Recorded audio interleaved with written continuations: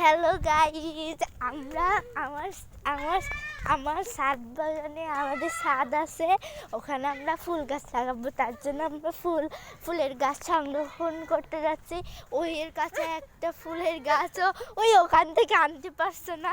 আর কয়টা? দুইটাই আছে পাতাবাহারের গাছ, আর ওই ওখানে আছে, ওখান থেকে আমরা আনবো। কোথায় থেকে নিবে?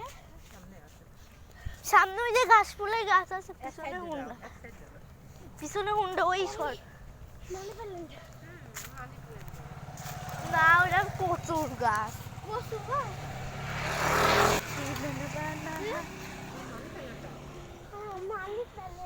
ওই